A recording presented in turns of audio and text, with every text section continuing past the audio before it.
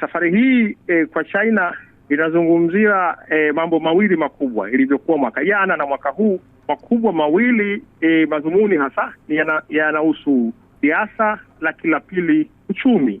Na tukianza na siasa, dunia tunafahamu inavyoenenda. China inahitaji zile nchi 54 mataifa yale ya Afrika wanachama wa Umoja wa Afrika, lakini hawa pia ni wanachama wa Umoja wa Mataifa. Ndio.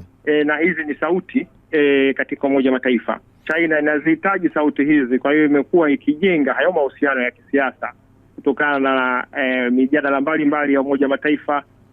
Kuna masuala ya Taiwan.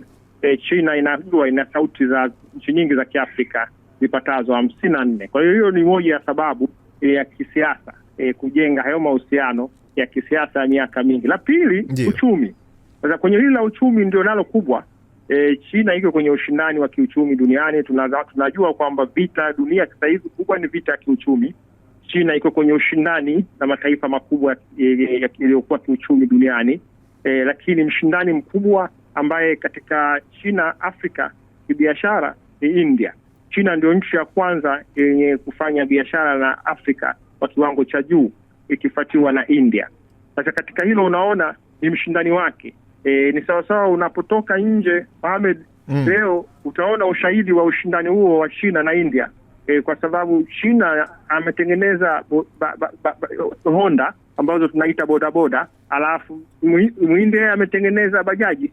Kwa hiyo bodaboda inamfukuza bajaji, ni sawa na China inachukia India katika kuhakikisha inafanya vizuri zaidi kibiashara katika Afrika. Ni mfano huo wa bidhaa mbili hizo zinazonunulika katika Afrika zenye kuhusiana na usafiri.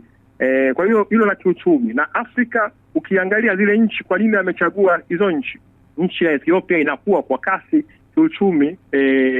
Afrika inasema 7.2 itakuwa ndio uchumi wake kwa GDP yake kwa mwaka, kwa mujibu wa Benki ya Dunia. Inakuwa kwa haraka sana kiuchumi. Kwa hiyo kuna fursa za kiuwekezaji katika Ethiopia.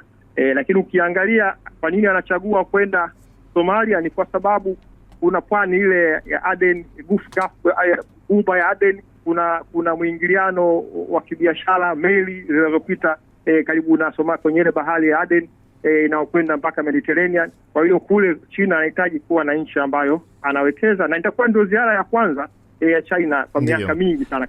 Tanzania ni ndio kabisa ndio nchi muhimu katika safari yote hiyo, kwa sababu ni kiunganishi cha Afrika ya Kati. Nazungumzia DRC Congo, nazungumzia nchi ambazo zinazalisha bidhaa nyingi, rasilimali nyingi, malighafi nyingi, zinaweza zikapitishia bidhaa hizo kupitia Tanzania. Nazungumzia Zambia, kopa yake kwa maana ya shaba.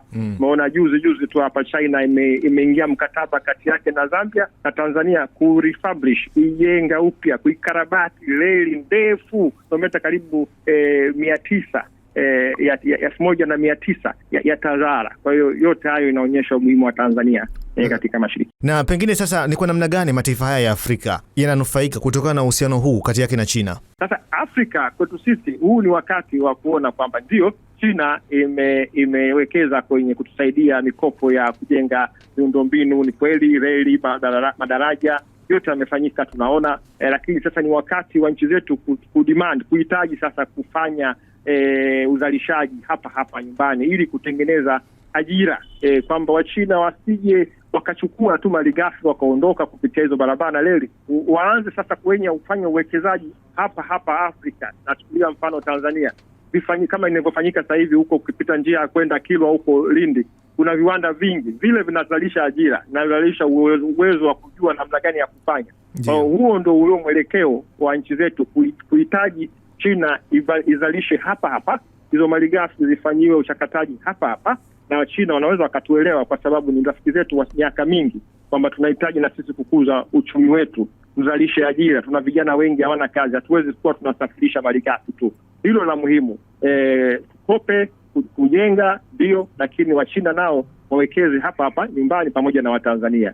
Ni kwa jinsi gani sasa mataifa ya Afrika yanaweza yakawa na mchango mkubwa wa kuendelea kuikuza au kukuza uchumi wa China? China inasaidiwa kwenye kushindana na wakubwa, kwa sababu bahati mbaya iliyopo kwa Ulaya na Marekani, wametupa mgongo Afrika katika haya yanayotokea Marekani. Marekani haina tena interest, wanasema haina hamu sana na Afrika, imefuta misaada yake, inaonyesha kuto kujali Afrika. Ulaya nayo alikadhalika imefuta misaada yake kwa nchi nyingi za Kiafrika. China inatumia fursa hiyo kusema kwamba sisi tupo, na kwa maana hiyo Ulaya inaweza kujikuta inapitwa na China kwa kiasi kikubwa, kwa sababu Afrika ndio bara pekee sasa hivi lenye malighafi nyingi, lakini ndio lenye vijana wengi, nguvu kazi. China inaweza ikatumia rasilimali hizo malighafi na vijana wake wa Afrika kukuza uchumi wake. Sawa, lakini pia tutazame basi kwa kumalizia hapo. Je, kuna changamoto au tahadhari gani ambazo mataifa haya ya Afrika yanapaswa kuzichukua wakati wakiendelea kuimarisha uhusiano wao na China? Kubwa kabisa ni kuhakikisha kwamba uwekezaji wa China unajali pia maslahi ya nchi zetu hizi, kwa maana ya kuzalisha ajira kwa watu wetu. Haiwezekani hata zile kazi ambazo zingeweza kufanywa na Watanzania mathalan zifanywe na watu ambao wanatoka China kwa kiwango hicho ambacho hata sisi tunaweza. Kwa hiyo lazima tuwe na sheria zenye kuhakikisha kwamba watu wetu wanapata fursa katika ngazi mbalimbali za uwekezaji ili tuweze kupata ujuzi zaidi, lakini pia kuhakikisha kwamba wanaokuja huko wao ndio wale ambao wanahitajika katika sekta tofauti, na vibali na malipo ya kodi zinazotakiwa zitolewe, kusiwe na rushwa na ufisadi katika uwekezaji huo. Utakuwa na fedha nyingi zitakazoweza kupelekea maendeleo ya watu wetu, lakini tukiruhusu wachache wakawa na tamaa ya kutumia rushwa na kuacha mianya ya taratibu ikiwemo kulipia vibali na kadhalika, basi tutakuwa tujafanya jambo lilokuwa jema. Kwa hiyo ndio tahadhari iliyopo, kuhakikisha pia na maslahi ya watu wetu.